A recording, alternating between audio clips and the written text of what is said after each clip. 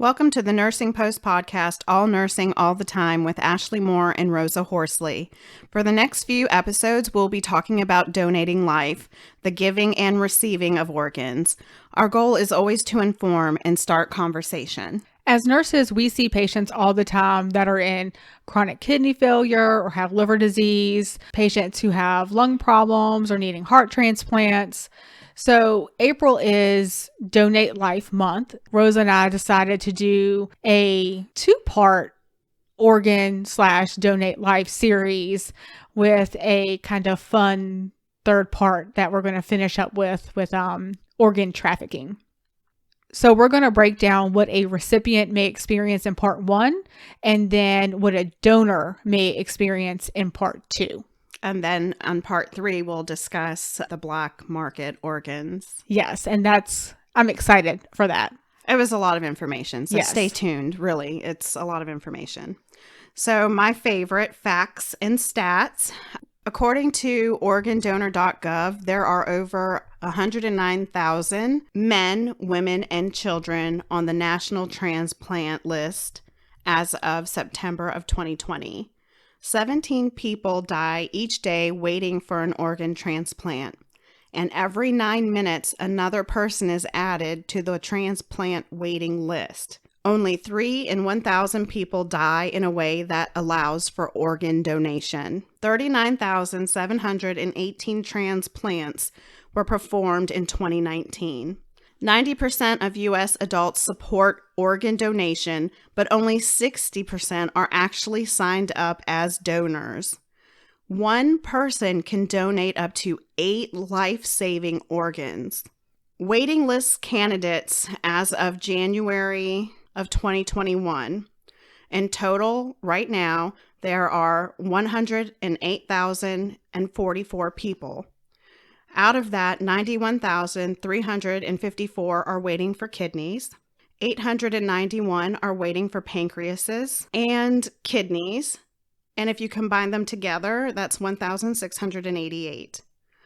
There are 11,923 people waiting for livers, 216 people waiting for intestines, 3,500 people needing a heart, 968 people needing a lung, and there are 43 people who are needing a lung and heart transplant. All candidates will be less than the sum due to candidates waiting for multiple organs. That's astounding. I didn't realize that there were so many people in need of an organ. Well, and specifically kidneys. They seem to be By far. the most needed. Absolutely. And when you think about it, its job is to filter. Right. So I think in retrospect, looking back and putting all the pieces of the puzzle together, maybe it's not that surprising. That what's surprising to me is the amount of people needing it. If somebody told me, if somebody in my family needed a kidney and I was a match for them, I would like to think that I'd be like, yeah, you can have one of my kidneys. You do only need one. There are complications that you can have from only having one, but one will work. I like to think that I would, for my children, it wouldn't even be a thought process. No. And I think most adults that have kids would think that way. But it's just astounding because what that tells me is there are matches out there for them, but that person's just not willing to do it. Well, it is a huge life-changing. Well, it's not an easy decision, no. Period. But I mean, it did say here that 90% of U.S. adults support the actual idea of, giving life, but only 60% of that, 90 is actually listed as an organ donor. Yeah, and I told my husband a long time ago, I'm like, if I'm dead, I don't need it. You take whatever you can and give it to people to give them a second chance. If I was to get into a car wreck and I was brain dead, do not leave me on life support for years. Don't do it. I'm like that too. I'm like, no. No. But if you can take, corneas and tissue and, vital organs and you can save all these people or make their lives better, by all means, please. Yeah. But I think being in healthcare, it gives a different perspective. Absolutely. Because we see patients at their worst. And then we also get to see the opposite, patients at their best. Yes. And of course, we see everything that's in between. I think because of that, nurses are probably more set, I guess, on their living will or DNRs or life plans for themselves. Oh, yeah, absolutely. Because I can remember, working in assisted living and having like this 98-year-old lady, and she had no DNR. And I was like, oh my God, that lady did end up passing away. I'm sitting there doing CPR. That's awful. And for everybody who has ever done this or been in this situation before, she wasn't even 100 pounds. I'm sitting there doing my compressions. I'm listening to her ribs crack. Yep. Because she was less than 100 pounds.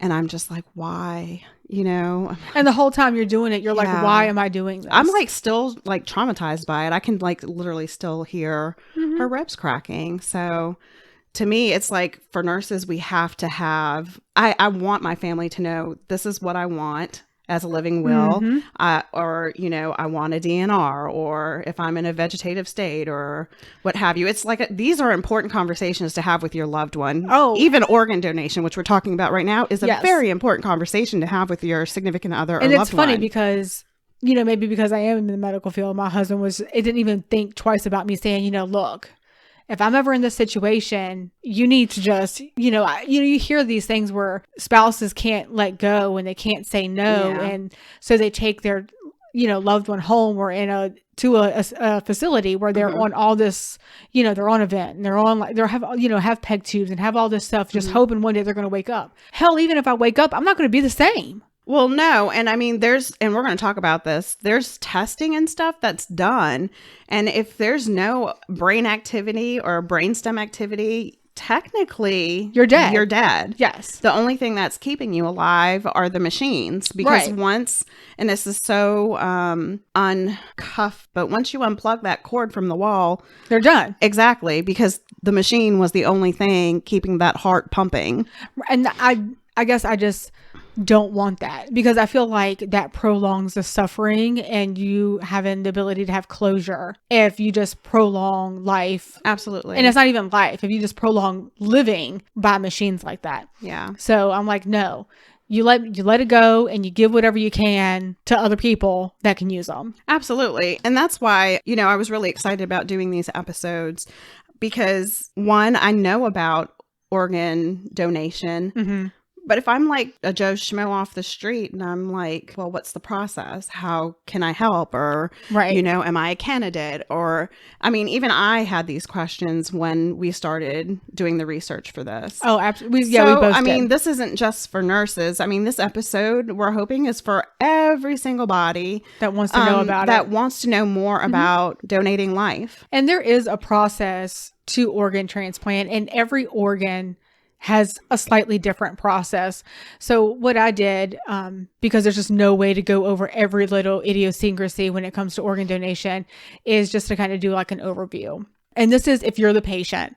So the first thing that's going to happen is you'll see your doctor. Usually you'll be seeing a specialist for whatever organ failure problem that you're having. If it's a lung problem, you're going to be seeing a pulmonary doctor. If it's a kidney problem, the nephrologist. Exactly. And goes on and on and on. So you'll be seeing your specialist, and that's the person that's really going to make the referral to an organ transplant center, because not all hospitals do organ transplantation. That's correct. Once that referral goes in, they have coordinators, and the coordinators reach out to the patients and obtain basic information like name. They'll have your name and date of birth, but they'll get that information from the patient as well. They'll mail them paperwork, get insurance information, so that way they can reach out to the insurance company to see what's covered, cost, make sure they're in network. It's a whole process behind the scenes before you even see anybody. Absolutely. Then once an appointment is made, typically what happens is there's like a multidisciplinary team that discusses the transplant process. And by that, I mean, you have people like psychologists, you have the transplant doctors, you have the doctors there that specialize. So if you're going for a kidney, let's talk about kidney, just because that's the number one thing that needs to be transplanted. You're going to have a social worker. You may even have a chaplain. Oh, absolutely. Everybody. It's a whole process. Everybody. And there is, and I mean, an in-depth H&P, because they need to know every problem you've ever had. And that of your family. And your family. Yeah. Exactly. And that'll be lab work as well. They evaluate your psychological needs, your social needs, your financial needs. Everything is done. It's just a huge process just to even get started to go down the road.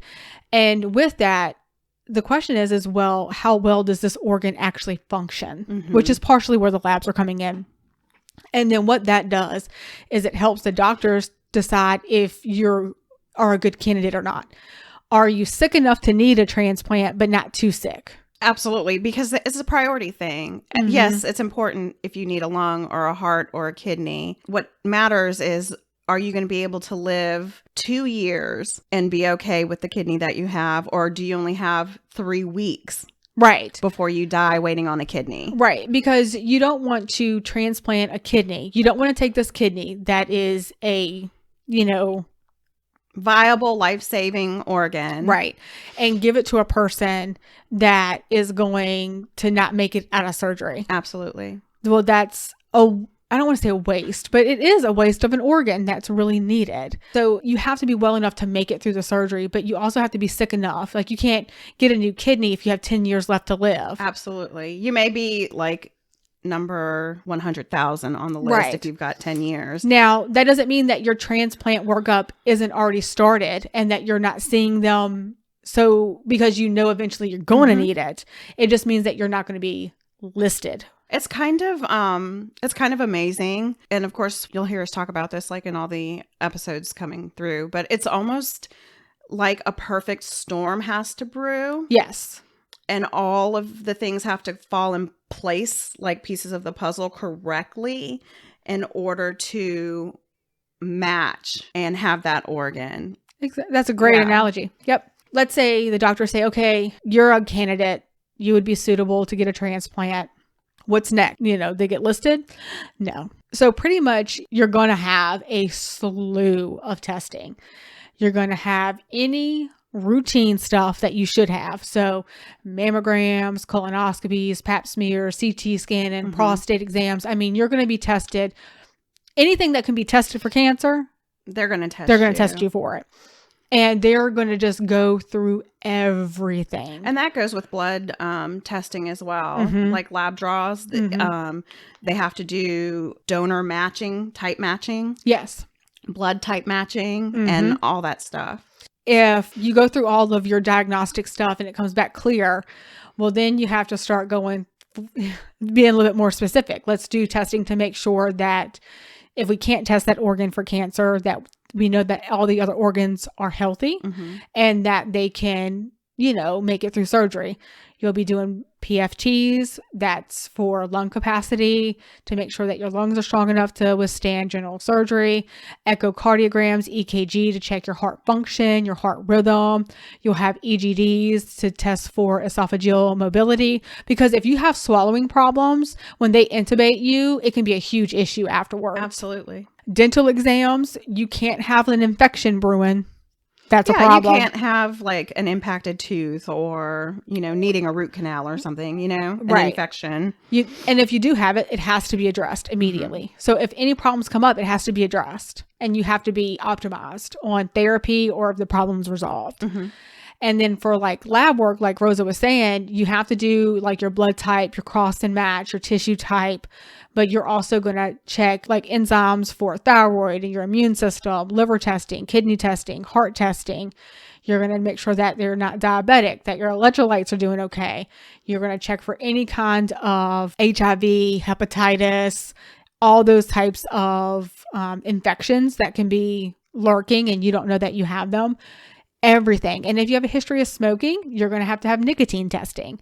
You're going to be drug screened, especially if you have a history of substance abuse. Like, there is not going to be any stone unturned. I agree. From the top to the bottom to make sure that everything is working well, because the last thing you need when you're going in to have a transplant is a surprise. That's the worst case scenario. Absolutely. You also have psychological testing, because even if you have a perfect workup, if you have like serious mental health issues and you're not able to care for yourself post-operatively, that's a big problem. I watch a lot of medical shows. You guys probably are like, damn, she watches too much TV. Maybe sometimes. Puts me to bed, whatever. Anyway. Going back to sleep week, that's not what you're supposed to do. It's not good. It's only, bedroom is only for sex and sleep. I get it. I'm working on it. But I was watching one of these medical shows that I love so much. And I knew we were doing this series. And the actor on the show was needing a liver transplant. And then there was a friend who wanted to donate part of their liver. Okay. And she did not end up being a match to help the patient get the liver transplant. And the patient said, I don't want someone else to die so that I could live.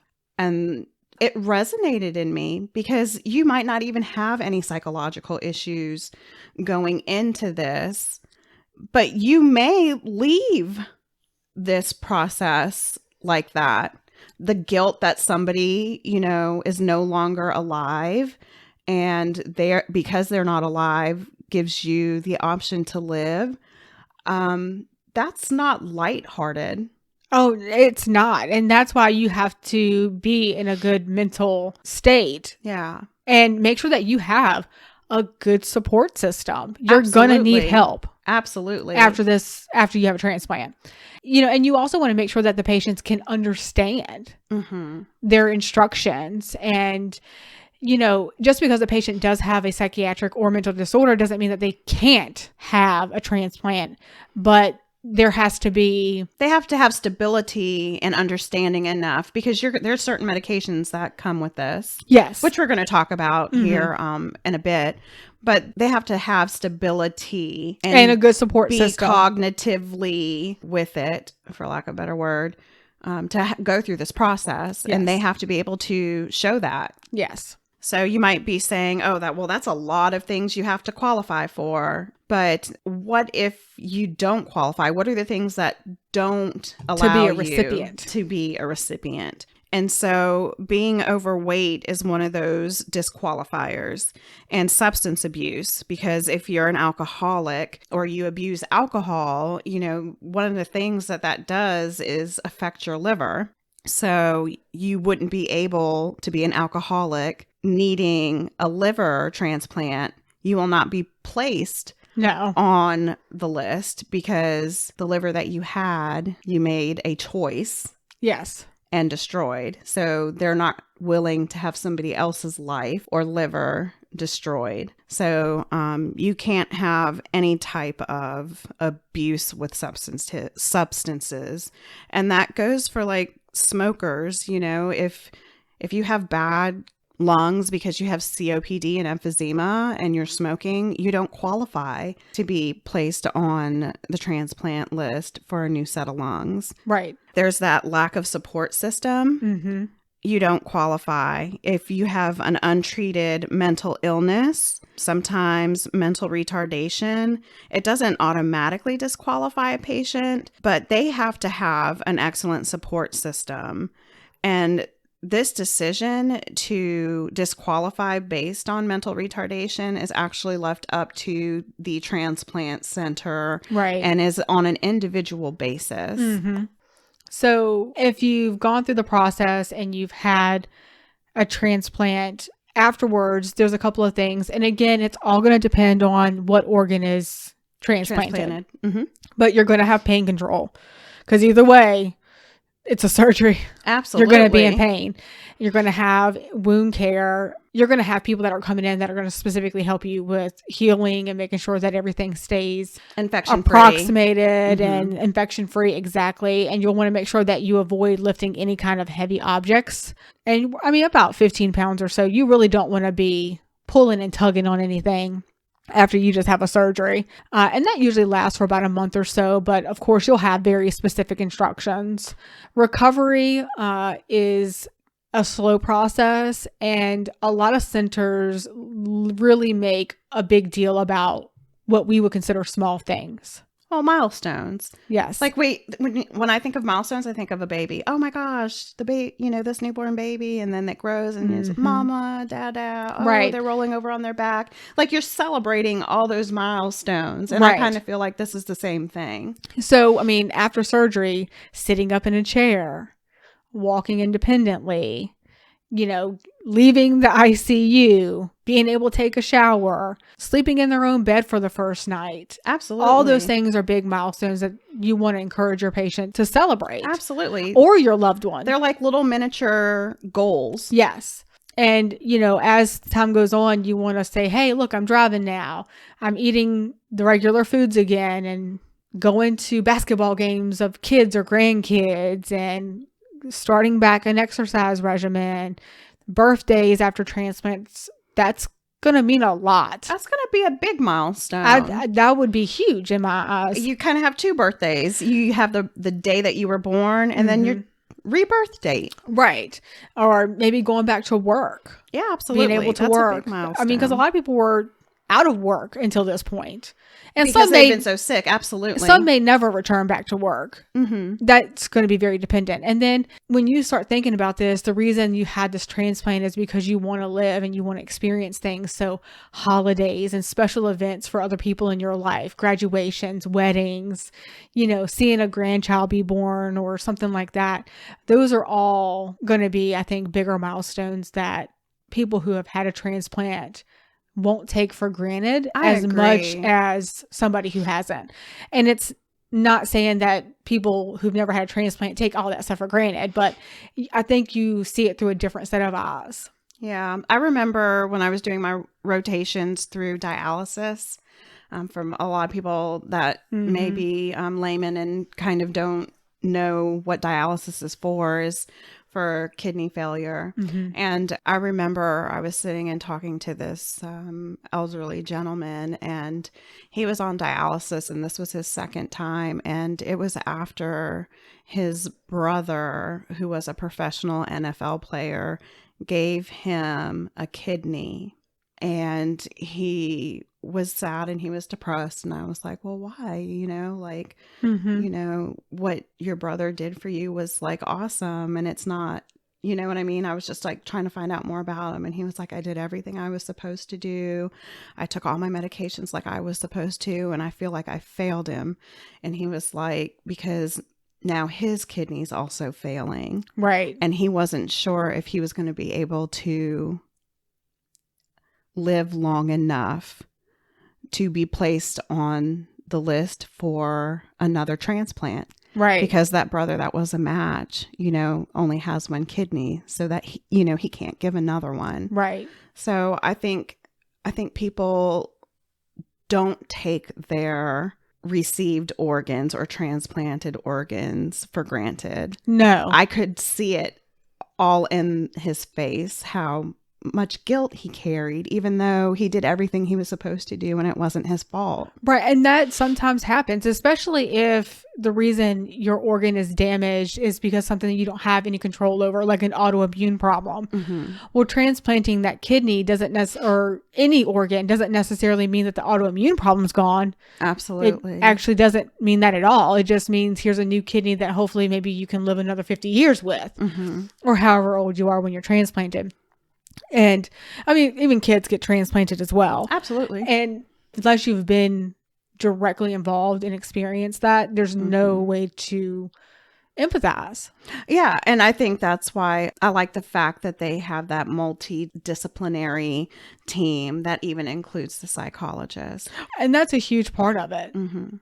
I think that's probably one of the biggest things that maybe I would need help with. I think I would too. The anxiety, the anticipation, and then now what? I know a patient that I became very close with ended up getting a double lung transplant. And I remember her being so excited. I remember her mixed emotions. And I remember her struggle after being transplanted. And she ended up having a lot of complications. And for what should have been a pretty bright future. Yeah, it should have been like this. It really took a sharp, sharp turn. And she's still here today, several years later, but she had a massive PE, and it was so bad to the point to where like now she's on permanent oxygen therapy, where she thought she wasn't going to need it because she's got these new lungs, but she has an autoimmune problem, and it just keeps perpetuating more and more problems. And she has little kids that she had adopted when she was healthy before all this stuff flared. And it's just, it's so sad that you see people who do all the right things, and it doesn't always necessarily mean that it's going to turn out right. Yes. And so there is lifelong treatment with being a recipient. There's always that possibility, even though they cross type and match blood and tissue and organs, that you experience organ rejection. And what that is when the recipient's immune system recognizes the organ is not their organ. It's attempting to get rid of it by attacking it. Right. So it's an autoimmune response, because it's seeing that heart or that kidney or that liver or those lungs as a foreign object that shouldn't be there. And some degree of rejection occurs with every transplant, but how clinically significant the rejection depends on that individual. So here are some signs and symptoms of organ rejection: pain and tenderness over the transplant site, fever, flu-like symptoms, a change in your pulse rate, weight gain, swelling. Every person that has a transplant will be on some type of anti-rejection medication. Yes. Clinical immunosuppression usually occurs in 3 phases.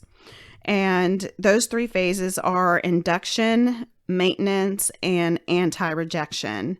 There is mild to severe adverse side effects to immunosuppressants. And there's like a laundry list, I promise you. As many letters of the alphabet, there are side effects.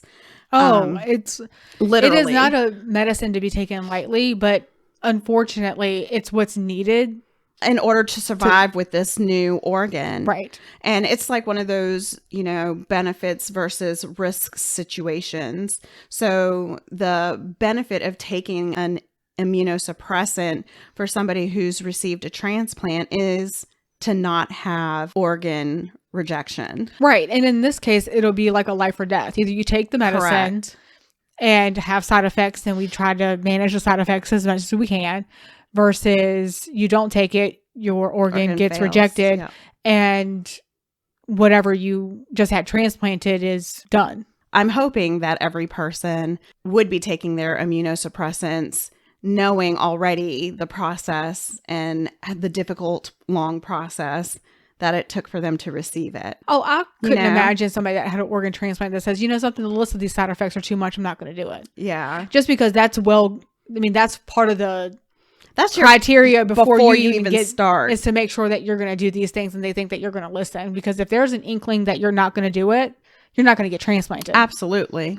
And some of those side effects from the immunosuppressants, diarrhea, nausea, vomiting, that's like a side effect to every medication ever made in the whole wide world. Yep.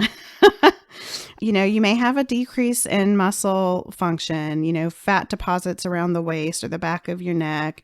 You might have headaches or high blood pressure or high cholesterol. The one thing immunosuppressants do is give you a higher susceptibility to infection. Mm-hmm. So you just want to make sure that you're doing your due diligence and saying, okay, I'm sorry that you have a common cold. However, I can't be around you until you're clear. You're clear, because that common cold would not be common for me. It decreases your immune system. Absolutely. So it makes you more susceptible. So because your immune system isn't working as well, because you're taking the medicine to make it not work, then you do have to be more careful. Absolutely. And it's okay to tell a friend or a loved one who wants to come and see you, but they're not feeling well, that, well, let's wait until you feel better and everything's good with you, and then we can catch up later. Like, I don't think anybody would take offense to that. Who cares? True.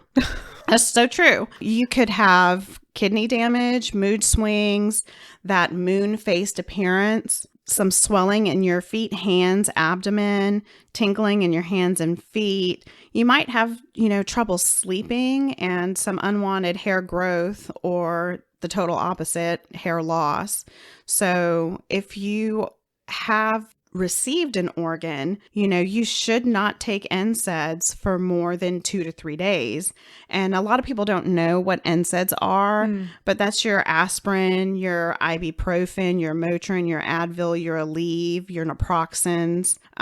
Those are NSAIDs. And because of the transplants, you shouldn't really be taking it. And if you do, you should really talk to your doctor about it first. Right. There are other medications that they might have to prescribe that you can take if you're needing something like that regularly. Absolutely. And if you are a nurse and you're taking care of somebody that's had a transplant done, you just want to make sure, and transplant teams have this stuff under wraps very well, but making sure that you're connecting your patient with people to help with things like medication management and affordability.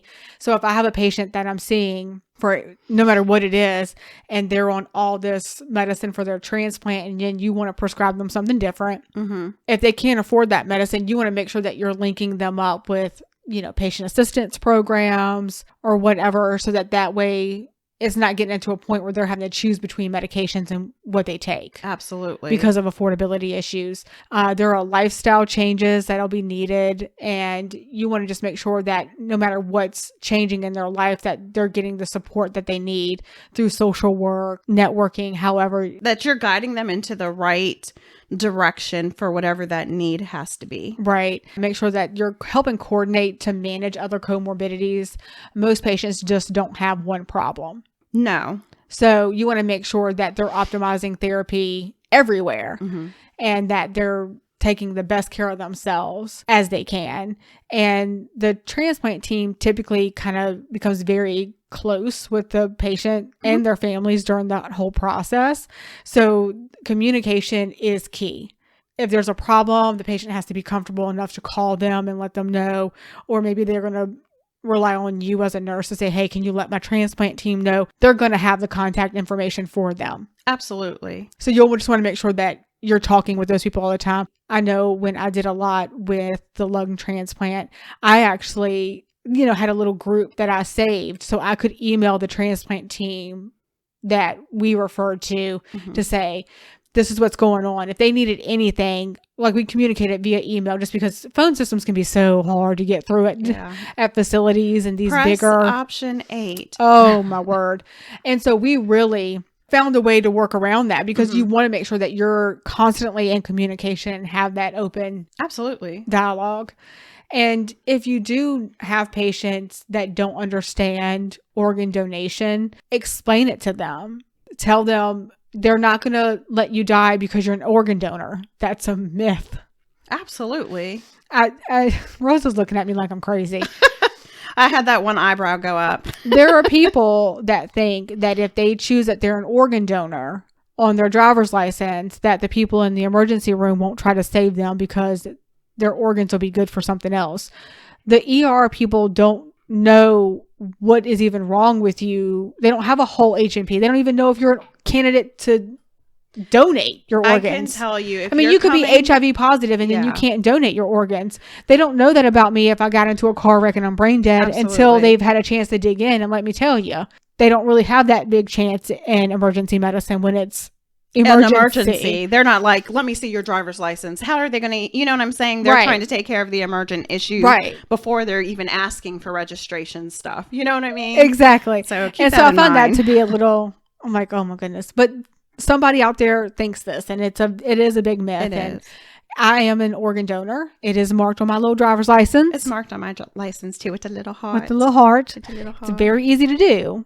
And you can also go to www.donatelife.net/register to, register to be an organ donor. if that's something that you would like. State. Yes. Absolutely. As always, we will link our references to our website, www.thenursingpostpodcast.com. Be sure to subscribe to our podcast or on your favorite platform. And please leave your thoughts and comments as well.